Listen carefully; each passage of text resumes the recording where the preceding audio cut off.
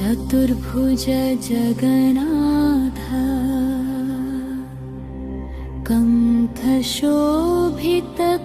कण्ठशोभितकौस्तुभः पद्मनाभो बेडगर्वः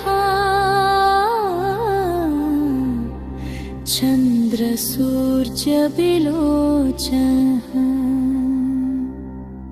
जगन्नाथ लोकनाथ नीलाद्रिः सह परो हरि दीनबन्धु दया सिन्धु कृपालोचन रक्षकः कम्बुपाणि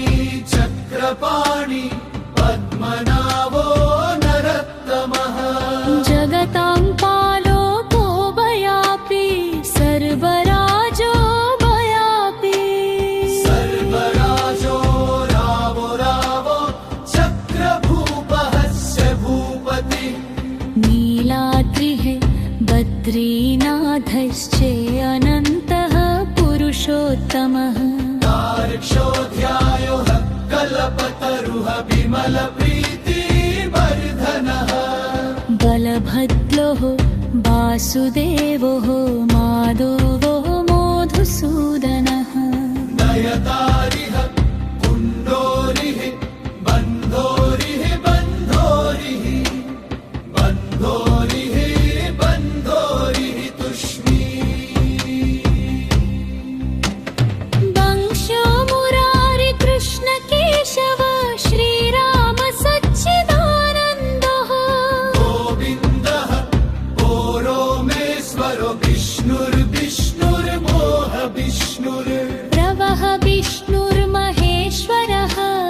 लोककर्ता जगन्नाथो महीकर्तः महाजातः महर्षिः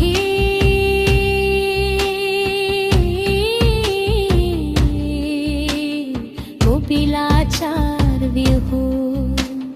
लोकचारिः सुरो हरि वात्मा च